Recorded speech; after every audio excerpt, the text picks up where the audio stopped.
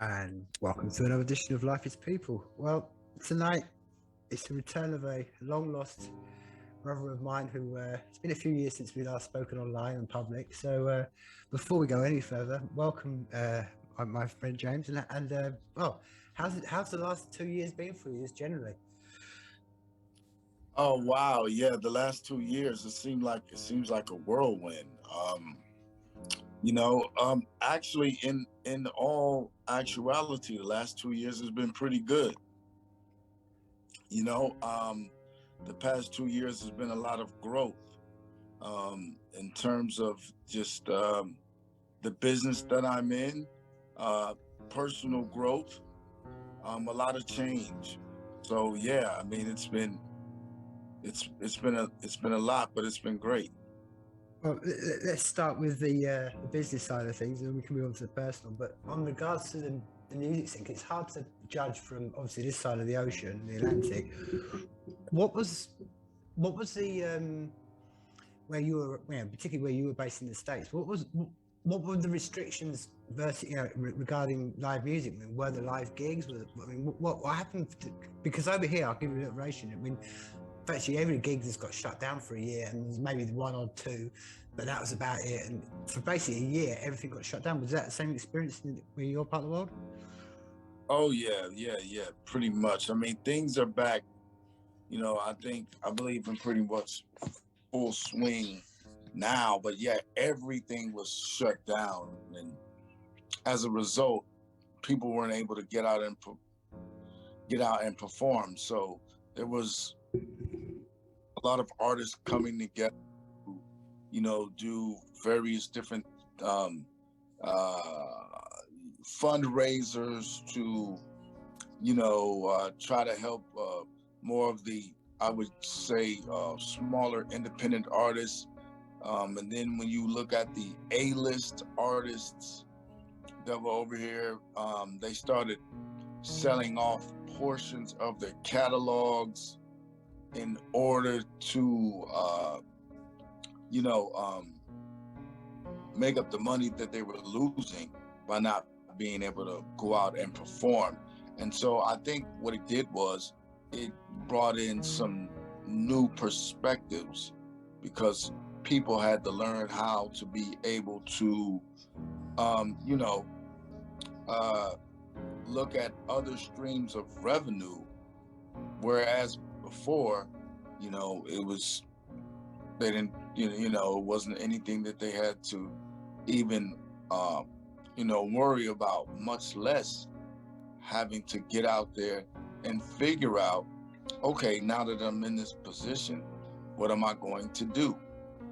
So that's what we saw over here in the States. We saw a shutdown.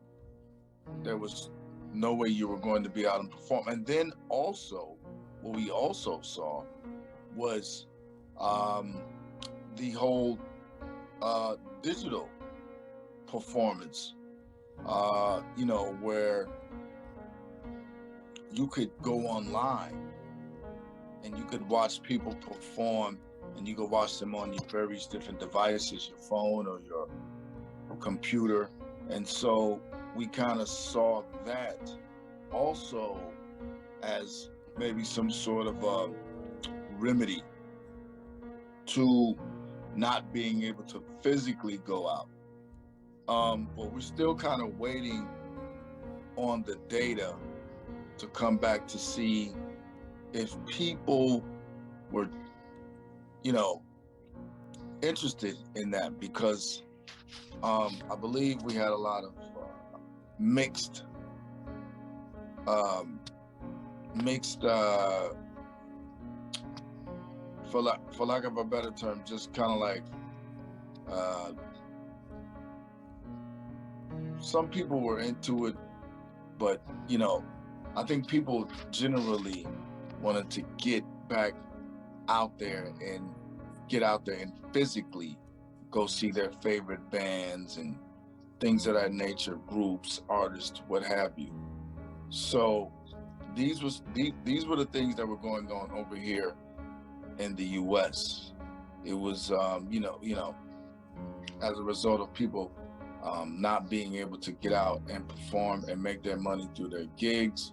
We saw these performances where you could go online, you could watch, and some of them, you know, some of these indie bands, and they did all right for themselves. Their fans paid money, and you could, you know, but there was no real way to control that, and the odds are still out on how, you know, if it was going to be anything that was actually going to be a part of what's coming down the road. But now you have VR, which is virtual reality. Now you have, you know, as a result of all of this, now we're looking, you know, the whole NFT thing, you know, which we can talk about as well. But, you know, the metaverse.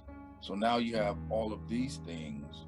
So it's going to be interesting to see, though the whole digital thing didn't necessarily catch on, but now we're, you know, thinking of, oh, the whole VR metaverse thing. So yeah, so that's what was going on for the past 2 years.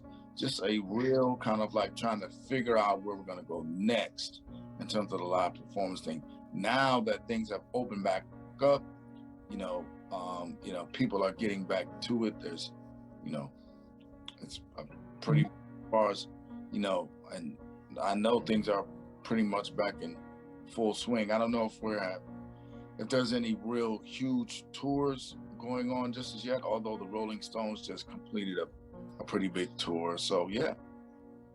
Wait, on that very, just before we get to linger on that point, before we go any further, I mean, did you see a lot of closures of venues and smaller venues? Because that was one of the things that we noticed over here. There's a lot of the smaller venues all went under, and this has been the general sort of theme of the last 2 years. There's been, when I was reading this the other day, I was reading that it's been the biggest transfer of wealth in the last 2 years between the poor and the rich that's ever happened in human history. So that the bigger places all survived, the big labels, the big venues, the big arenas.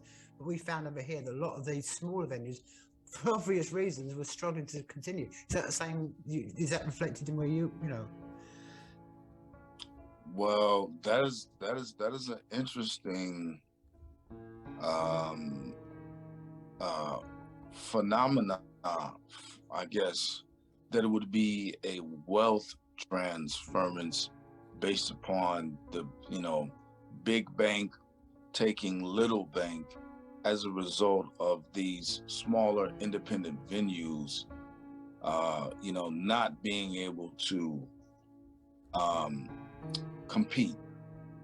Now, what we saw over here was a real clamoring for a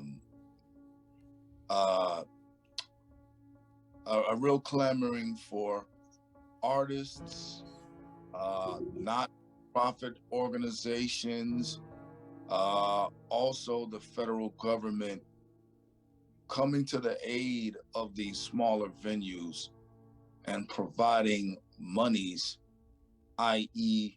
grants, again, as I said before, different crowdfunding efforts and things of this nature to sort of thwart, you know, what it was that the COVID-19 had brought in terms of these smaller venues being shut down and not being able to, you know, bring in those revenues to be able to stay alive.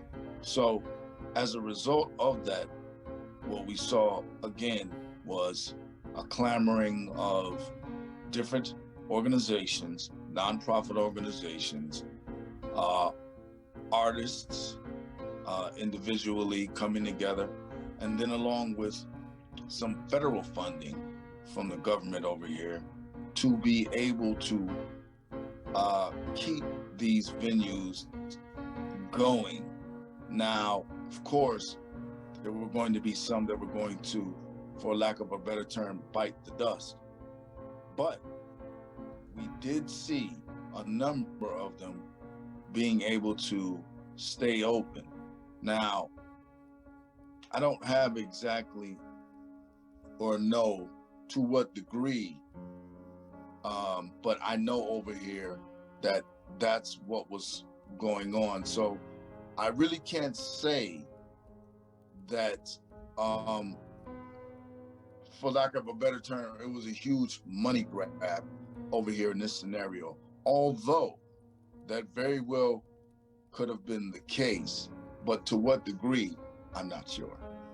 Well, I think it's fascinating. You think about how long we and how many conversations we've had. I mean, I was sort of contemplating the other day that one of the things that not many artists, but there's a lot of musicians and artists particularly have been almost foreshadowing all this and saying, look, this system we that's currently sort of the edifice around us is very weak. It's going to crumble, and we've seen it in the last 2 years. And I think it's been a very, my perspective.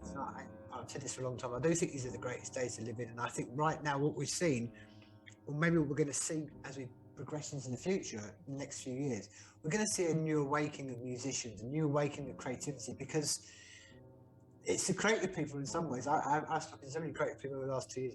They've loved it. They thought, well, this is my normal life. I'm usually stuck in my room and creating. You know, it's the people who are affected in the outside world. So I'm interested. I personally think that we're going to see a great renaissance after this. We're going to see people who have, you know, maybe, you know, like it does every, you know, we're basically the same age, brother. We've seen it before. We've seen the punk scene come and go. We've seen scenes rise, disco rise and fall. You know, I think we're going to come out of this and it's going to be, I don't know, that's my perspective. I mean, I'll tell you your thoughts. Do you think this is, we're at the brink of something extraordinary, or do you think it's, you know, the other way around? We're at the brink of something really, in regards to creativity, music and stuff. Do you think we're on a downslope?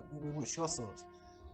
No, I would agree that we are on the brink of something extraordinary when you add in the whole NFT, non-fungible token, the VR, the virtual reality, the metaverse.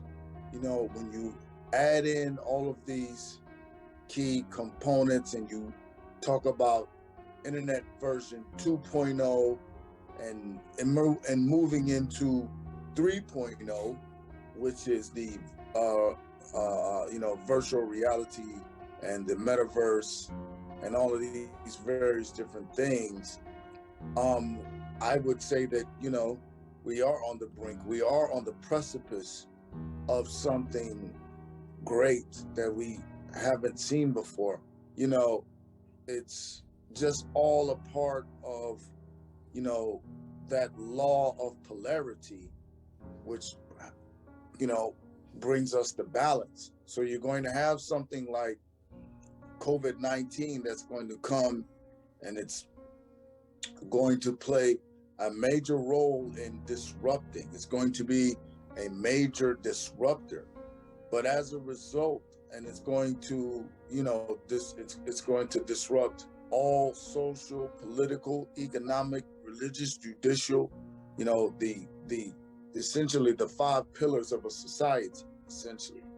Food, clothing, shelters, all of that is going to be disrupted. It's going to be, so now, it is up to us to figure out, you know, because from my perspective, 90% of it is your reaction and 10% is the occurrence.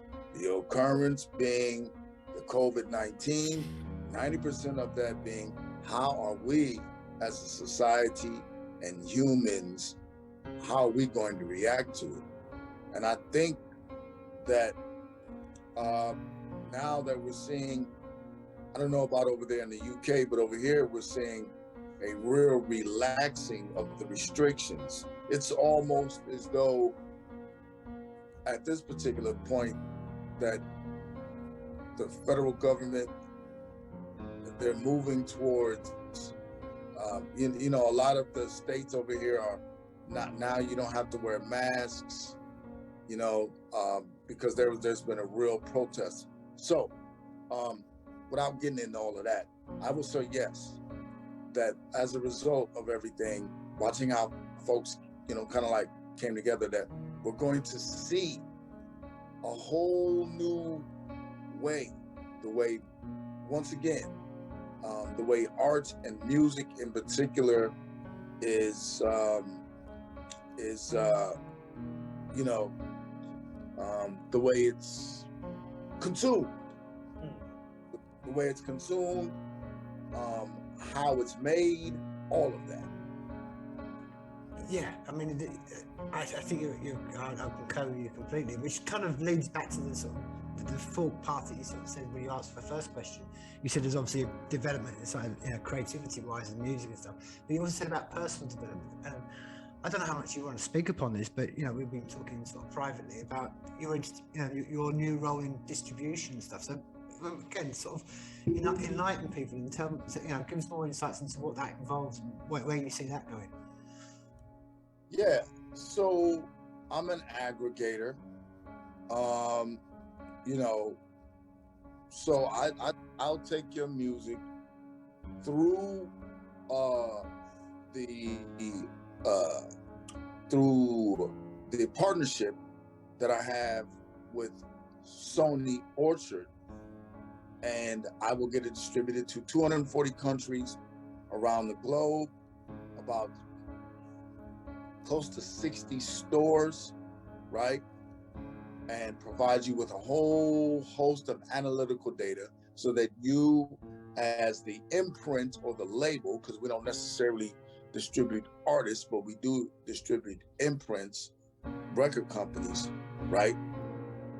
Provide you with all the analytical data so that you may be able to make really good informed decisions about what you want to do with your repertoire in terms of in terms of having it be distributed. But now that we are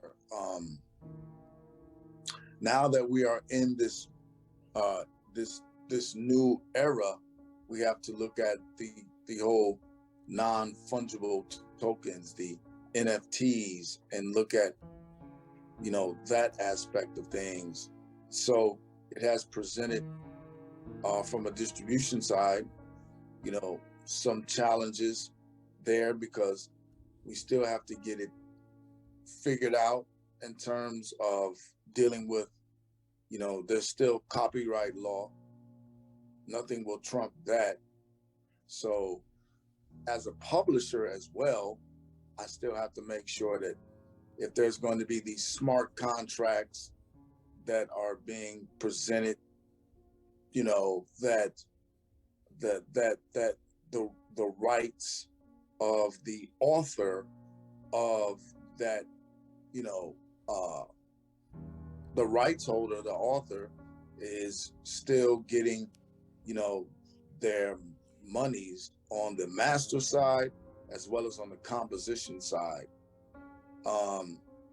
And the composition, more so being a publisher, still making sure that my clients are getting their 9.1 cent. So all of that has to be, on the distribution side of things, has to be worked out as it applies to the NFTs. But I'm actually working with another company out of the UK who are presenting some very interesting options, and I'm learning a lot. I don't claim to know, everything, but as we move into Internet 3.0, which again, is the VR, the virtual reality, the metaverse, it's going to be interesting to see how distribution plays a role in that. And actually, there's a lot of people out there that feel like that distribution is going to go away. It's going to eventually fall by the wayside, because folks will be able, through these NFTs, you will not need distribution any longer, because everybody who has the NFT gets a piece, and so therefore it's being really distributed amongst all the owners of the NFT. So when you ask the question, what distribution looks like in the future. It's going to be very interesting to see as we move forward. Regardless, I've got my fingers in so many pies. I'll have a job. Yeah, I've said this for a long time. We've discussed this many times, and people can go back and listen to our conversation. We've been discussing this for maybe 6 or 7 years, and I've always said it's a disruptive element of the blockchain. That's. I don't really think people have really comprehended how disruptive they think. They look at the price of Bitcoin, or they look at the price of Ethereum, and it all becomes like, oh, it's just a market, like doing stocks and shares. But it's far more than that, because I mean, you alluded to copyright. I mean, I'll give you an example. I've put videos up on YouTube of classical, me painting to classical pieces of music, and I'll get a copyright strike for it. And I'm thinking, the guy died 150 years ago plus, but I'm still getting copyright strike for something that's. But I think that will change. I've always said this. That's the disruptor of decentralization and the blockchain, because how can you? I mean, it's an interesting when you get your mind around it, because it starts to really bend, and you start to almost warp about how we're going to enter this new world. Because how do you put a copyright claim on something that's on the blockchain? Because there's no way of finding out who do you go and the person becomes anonymous. So you can't go to X, Y, and Z, because it's like you say, it's on a digital, decentralized platform. So it's, I mean, and just on that one before we go, before we sort of move on from that. I mean, you talk about distribution, and it's just something, again, I'm fascinated to see what's stuck in the States.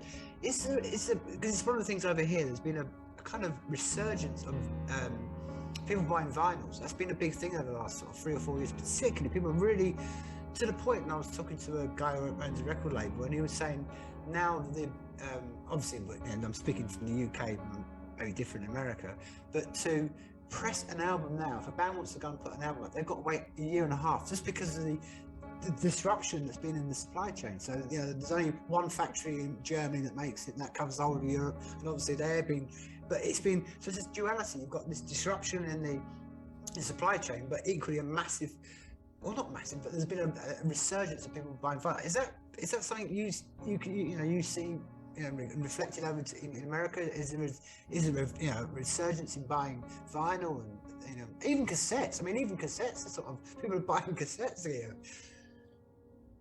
Absolutely, no question, no doubt about it. We've seen a resurgence in vinyl.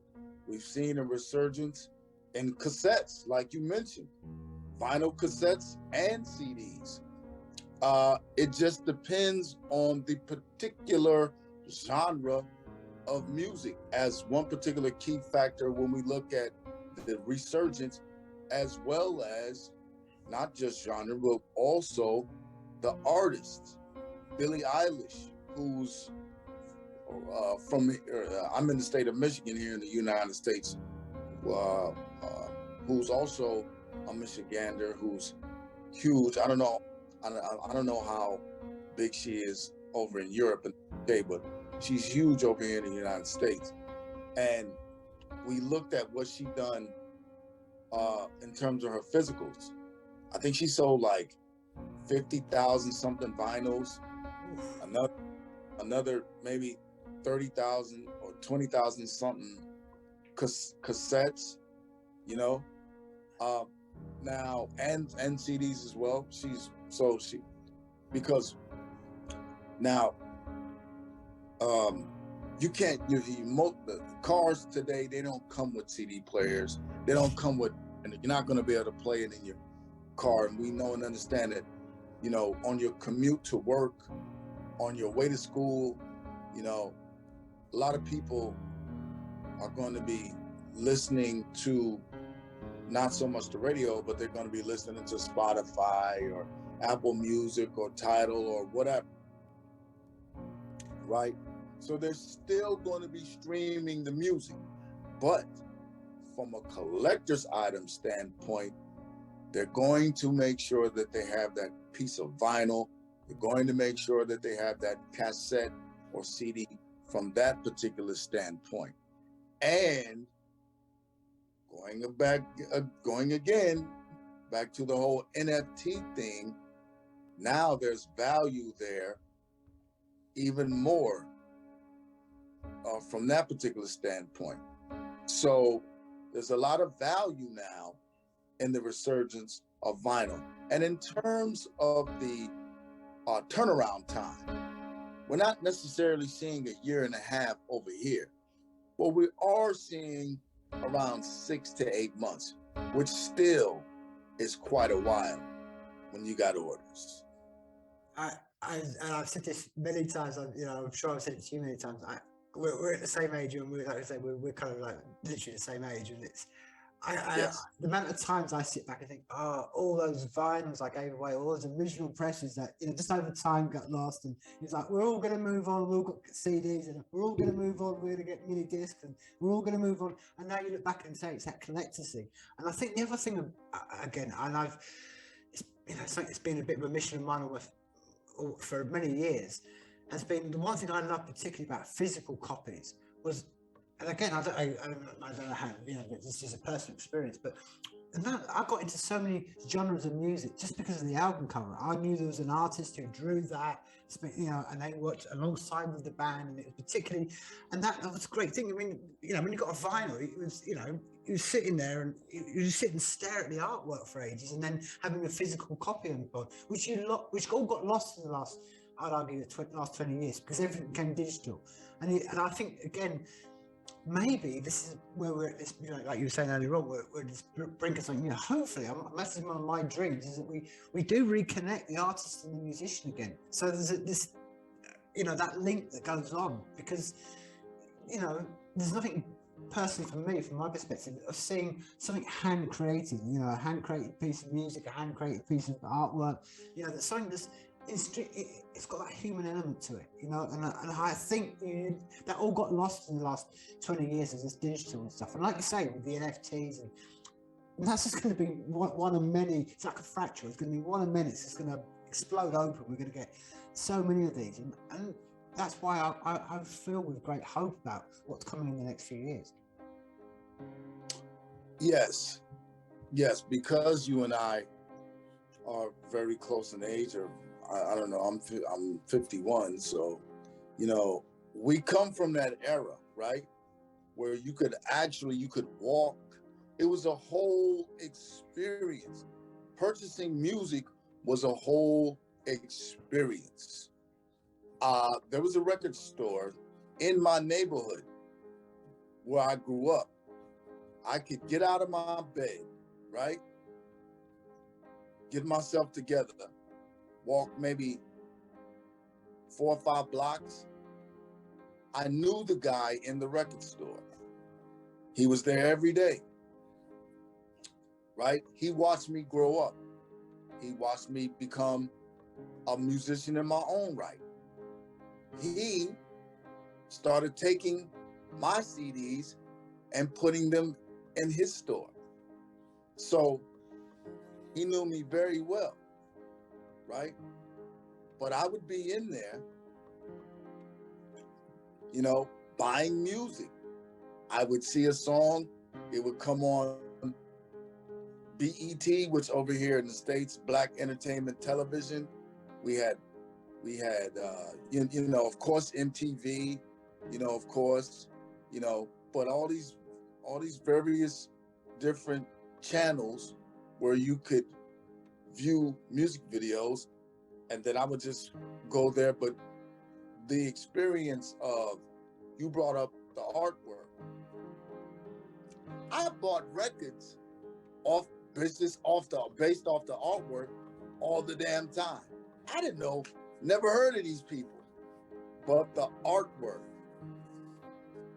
And then the experience of being able to flip it and look at who did what, the liner notes, the credits, all of these various different things, right?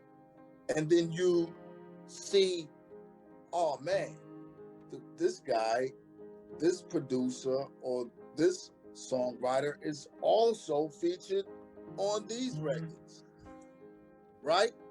Yep. And so we felt like that we knew who these people were, and that we had some sort of insight on them. And then if you were able to catch them live, right, that just took your experience to a whole nother level. So yeah, I mean, I agree with you 100% that most certainly is a lost art. The whole experience of purchasing music physically, because the whole digital thing is rather impersonal, wouldn't you say? 100%. That's what I was trying to allude to. It is. It's an impersonal way of listening and consuming artwork and music. It's, you know. Yeah, no doubt. I agree 110%. It's just it's cool, you know. It has its place, right, in history, and there are going to be those who this is all they know. They will have really no point of reference for what came before this. And for guys like us, it's like, wow, you know, let me teach you, you know, like but because of this resurgence of vinyl, we, you know, that's where we, you know, we can help educate folks, and, you know, our kids, and, you know, our, you know, children's friends, and all of, because you're right. I mean, it's just, you know, I thoroughly enjoyed going to that record store, you know, growing up and purchasing, and the anticipation of, because now you just have access to all the information. You can just know, I mean, and then, you know, I mean, there is no, or maybe it's just different, but, you know, I mean, artists now, I mean, you know what the hell you know what the hell they're eating, you know what they're drinking, you know, you know, you're able to, like, just, you know, really not even take a peek, but you're able just to really just be all up in their business. Whereas when we were coming up, it was the anticipation of waiting for this record to come out, and you and your friends would sit around and talk about, you know, man, how you couldn't wait for the next, you know, LL Cool J record to drop. You might have read about it in the magazine, in one of the early rap publications or something of that nature, but, you know, you just didn't have all the access to your favorite artists like you do now. No, completely. And it's something we've spoken about privately, but you can sum that all up in less is more. They were the days.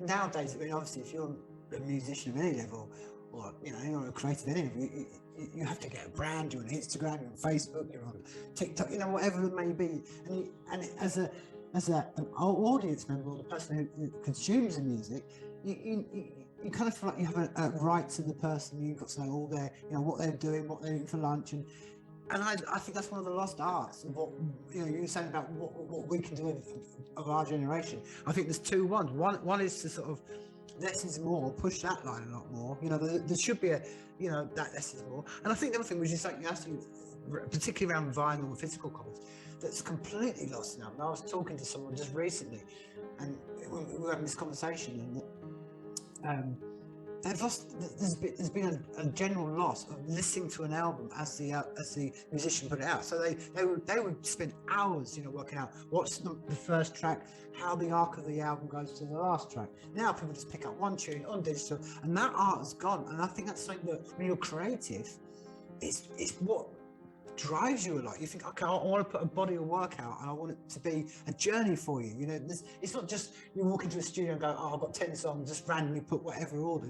You think a lot about that, and that art has been lost. So I think that's something else that maybe men of our generation have to sort of go out and teach the kids of, like, hey, sit down and listen to an album as the artist has put it out. Ooh, man, you are really, really. I'm thoroughly enjoying this because you are really hitting these key points. Now, when we talk about a body of work, yeah, man, I mean, that's something else, you know, that has been lost due to this whole transference of the digital thing. You know, we went, you and I, we're from the analog world. The music was warmer. The digital, it's more tinny. I don't even know if that's a word, but that's what my brain came up with as a way to describe this digital. Analog is a much, it just hugs you like a blanket, like it's a like it's a far more warmer sound. You really, with the analog, I mean, we were listening, me and one of my buddies, we were at another one of my buddies' house, and he was playing stuff off of 2-inch. I think he had, I mean, he just had like, no, he was playing it off of his ASR 10.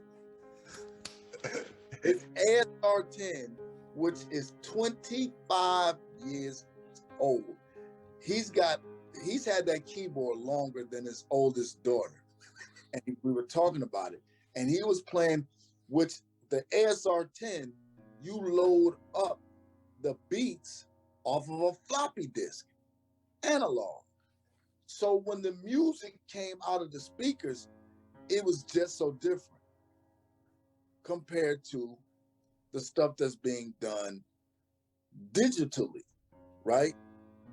So when we look at that, and then we talk about a body of work, an album, you brought up art, right? The transitions, the interludes, it's all bringing you somewhere. But now we have what's known as the singles market. Everything's a single. So the vibration, you're not getting ebbs and flows and different emotions. Everything is up here. It's all the singular vibration, and it's not taking you anywhere. And then they also have it at damn, I can't. It's not talking about time signature, but it's it'll come to me. But it's like, it's where they have the music all at the same sort of like vibratory rate, a resonance or whatever the case may be. I can't think of the term right now, but I did some study on it. It's kind of like where you're hearing the music subconsciously, not consciously, but where the music is hitting you subconsciously and is speaking to, from that, like how they have that set up. And so it's just based upon these factors, the listener is not getting, from my perspective, the sort of being cheated out of an experience, because albums are no longer a thing, so to speak, for lack of a better term.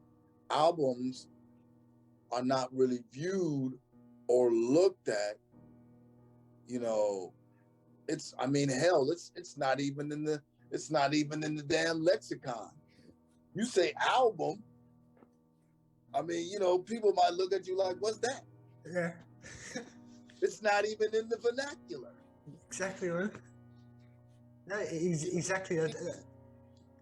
Go on. I mean, exactly. I mean, I think I'm saying these are the things that maybe people from our generation, you know, have to sort of literally have to educate. I suppose I've often compared this like it's like, you know, maybe the old blues musicians from the 30s and having to educate people, say, hey, look, you know, you may be now into bebop and Elvis and all that, but hey, go back to where you started, man. And you have to, I mean, I suppose as you get older, as part of the responsibility as you've moved down the journey of life, you have to sort of stand up and go, look, hey, it's not, I know you're all lost in this, you know, magical world, you know, of digital music and singles and all that, but ultimately, music's a soul, as you said. I mean, I think it's so insightfully said it. It's soulful. It's not just hitting a keyboard or hitting, you know, X amount of notes and going right, you know. But that's the way that music's gone. I mean, there were two examples. I mean, someone was telling me the other day that they'd gone back and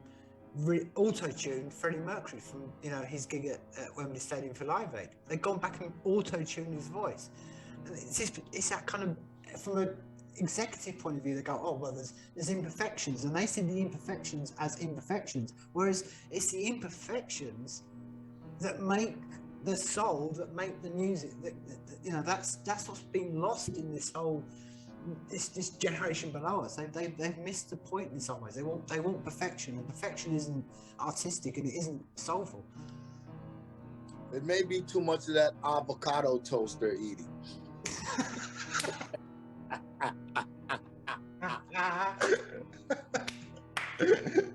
Completely. No, this sort of like to take this to sort of like almost a complete left turn on this. And you know how much I love. I mean, I've talked to you about, you know, distribution and all that stuff, but yeah, above all, I love your music. You know that. And there's one song that you put out that I actually say it's probably my top 10 all-time favourite song, and that's, for me, saying a lot, because I have a lot of, you know, wide range of music, and the song I'm talking about is Music. I love that song. I mean, it's something I've really kind of wanted to have a discussion with you about, because in that song particularly, you're discussing about, you had this conversation with music. Now, as an artist, as a musician, that kind of stems the question that I'm fascinated to hear your insights. Where do you see creativity, the root of it? Do you think that's inside us as humans and we express that, or is it an external thing? Because I mean, I've often said that some of my greatest pieces of, you know, artwork, I've just been lost in a moment. It's almost like I feel like I'm a channel, and it's just all pouring through me, and I've just got to get it out and done. Now that's my experience. I'm not saying that it's some sort of religious experience. I'm not trying to say, but I do feel I'm tapping into something greater, or it just, for the moment, it just pours through you. What's your insights? I mean, how do you see it? Because around, particularly, as I say, in that song, in the music, you're talking about you're having a conversation with music, which alludes to the fact you think it's external from you as a human being. Yeah. First and foremost, I want to thank you so very much for, you know, bestowing that upon me in terms of your appreciation for that particular song. And when we talk about music sort of being, I believe, as you brought up, an external factor that we kind of like coalesce and with, yeah, man, I mean, you know, like, I just, from a conceptual standpoint, when I heard the sound recording or the beat, I felt like, from a conceptual standpoint, that I was going to be, that the music was speaking to me, and it was basically saying, hey, this is the message that I would like, that I or we or us would like for you to provide those who will be listening. If you could pass on this message. And so That's kind of like what I got from it. And so I just I wrote those lyrics. I kind of like, it was almost like I was transcribing, like what music was saying to me. It was kind of like speaking through me. And then of course it was my job to also deliver it in a way that to make sure that people would get it. And so when I hear you say that it is one of your, that it ranks right up there, then I've done my job, man. Yep. You know what I mean? Like I did my job, and that makes me very, very, very proud. And so yeah, but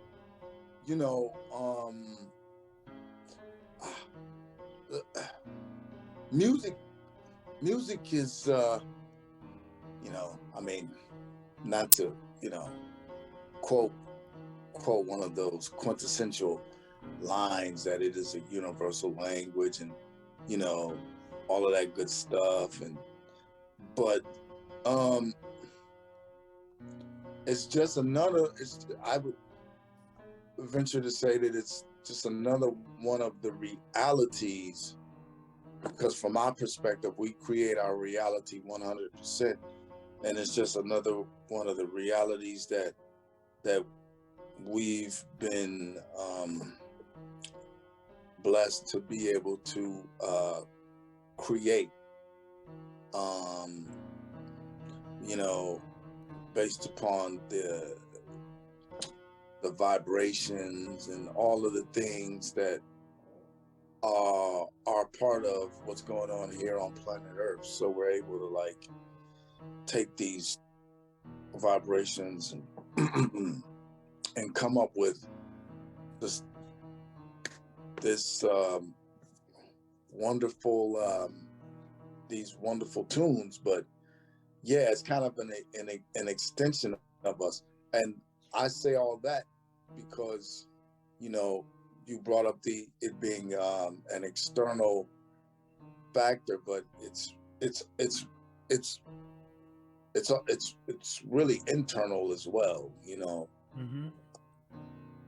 because we get it rolling around in our head, and then the task, as you know, is to try to like either find somebody else or do it ourselves, or find someone else. Either way, you gotta get this stuff out of your head. So Yeah, you're 100%. That's exactly that's what I was trying to allude to, because it's as a creative person, it's not like there is discipline involved, and that's one of the things that's overlooked about creative people. They think that creative people are just undisciplined people. I think that's far from the truth.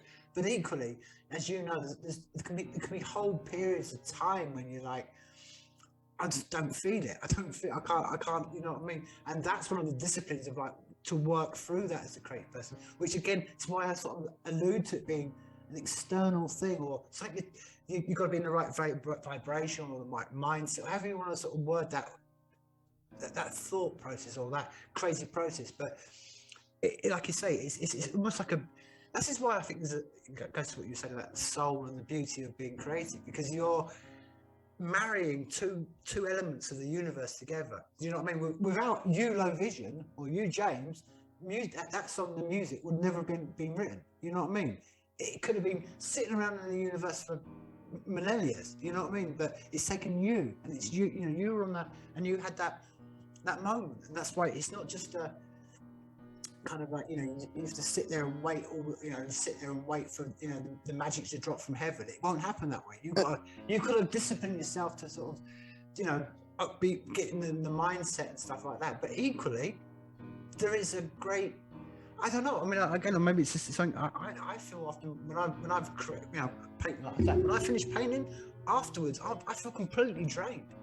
I feel energetic, but you just feel like it's all just been like you've had this interface with the universe. Oh yeah, no doubt, man, because it requires so much focus and concentration, man. So you're going to be drained after, you know, of course, you spoke about painting, but it's the same principle applies in whatever it is that you're doing when you're so, you know, dialed in, and there's all of this focus and concentration, you know, to be able to make this piece of art. Yes, you're going to, and it's in my estimate, you're going to feel drained because you have given, you know, all of yourself, you know, to creating these pieces of art, right? And so, and you got it out because there is a level of difficulty. Just, okay, I've got this idea, now I have to bring it into tangible form. But before I do that, I have to work it out in my brain, you know? So there's this process. You have to see it in your mind, right? Before you bring it into tangible form. So, you know, I mean, there's this process, and yeah, I mean, you know, it's going to be emotionally taxing on you in order to be able to move through the steps, so to speak, from taking it from a mere idea and bringing it into its tangible form for others to be able to enjoy. Completely. It's fascinating. You just said then about having it in mind. I mean, from, you know, as you know, I've sort of been sort of describing to you about how I'm now doing painting, you know, creating live on stage, and people often ask me afterwards and say, "Oh, do you have an image when you know, when you're before you go and, you know, perform live? Do you have a visual image in your mind?" And I'm like, I could do that. It's very. I could easily just go, okay. I could do it. You know, almost. Okay, I know how to do it. You know, I could do X, Y, and Z because I spent years, you know, crafting my discipline. But I try to enter it, which I think it's like you alluded to it again. It relates back to the song music. Is go. No, I want to be open-minded. Just go right. Just let the music form, and I think that's what. So I think I concur with you about how sometimes you have an image in your head, or a piece of music in your head, or whatever it may be, that you're trying to then, you know, drag from the universe or drag from your mind and put it out in physical form, whatever it may be. You know, audibly, you know, through audio or through visual. But equally, sometimes you just got to have the mindset of going, just go with it and just see what happens, and having the non-ego perspective of going, it doesn't matter. It really doesn't matter. I mean, you know, at the end of the day, we produce something. At the end of the day, we're just humans. It doesn't, you know, let the ego drop, because hey, what does ego mean at the end of the day? It's nothing. I agree 100%. There's that aspect of it too, where it's like a freestyle, so to speak, where it's like, well, I don't, you know, I mean, sometimes I'll do just stream of conscious writing, where it's like there is no concept, there is no idea. It's whatever hits the paper, whatever comes to mind, I'm just writing it down. Because in that aspect, you find all sorts of things. You find choruses, you find hooks, you find verses, you find all of these, you know, different things. So, and I would imagine that it's the same when you hear a song and you, based off of the music, the imagery just kind of comes out, if I understand correctly. Like there, you don't have, you know, you don't know what you're gonna do. It's, here's the canvas, here's the paint, here's the music, let's see what happens. Yeah, and that's the again, for all the, you know, the great advances we made with technology, like you said, the internet 3.0 and all that kind of stuff, ultimately nothing can overcome or beat, how can I put this, nothing will ever reach the level of what it's like to experience music live and having that moment, because it's a moment, it's you know, in the scale of the age of the universe, that 1 hour gig you went to, that 2 hour gig, it can't be, you know, it can't be reproduced. You know, it's something you're holding a long time. I'm sure if I said to you, you'd be able to pull out so many memories of gigs you've been to that were just of that night. That, you know, okay, great. It wasn't, you know, these are the things that make us human, that make us connect us, and that's the beauty of music and art. Now, we're about to hit the hour time, so there's a couple of things I want to sort of, you know, make sure that, you know, put out into the world out there. You going right back to the beginning of this conversation, you've been, you know, into distribution stuff. Where can people, if particularly maybe, you know, I don't know, some artists or musicians listen to you, they want to contact you, where can they reach out, where can they find you, you know, just, you know, allude on that more, so people, you know, maybe listening and go, okay, I like the idea of that, and know how to reach out to you and where to find you. And yeah, so you I'm on Instagram, LoVision, LoVision official on Instagram. I'm LoVision on Twitter. All right. Facebook. I'm LoVision on Facebook as well. It's pretty well uniform. So you can find me on any of those. I also, which I didn't get a chance to bring up, I also Clubhouse. If anybody out there is on Clubhouse, I'm LoVision on Clubhouse, and we're going to be coming real soon with the Music Royalty Maximization Academy, the MRMA, Music Royalty Maximization Academy, where we're going to be helping artists understand how they can collect all of their royalties, not leave money on the table, where it goes into the black box, where the greatest shareholders end up with money that's not theirs, i.e. Drake or Rihanna or Beyonce or Taylor Swift or whomever. So if you want to learn about that, you can get with me on Clubhouse, which is another social media platform, but it's all LoVision, LoVision.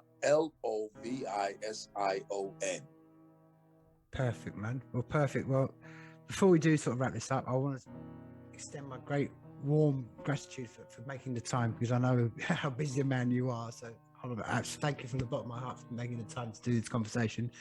And before we do wrap this up, I basically want to leave you with the final word. Enlighten us all, brother. The final word that I have to say is, do not give up on what it is. The time is now. And that's all I really want to say. For whatever it is that you want, do it now. The time is now. Now is the only time that ever exists. The past and the future are both created in the now. Do it now. Beautiful, man. Perfect way to end this up. I like to say, life is people, people. Life is people. Well, they say that life is people, and that people are angels, and that angels are devils, and the devils are me and you.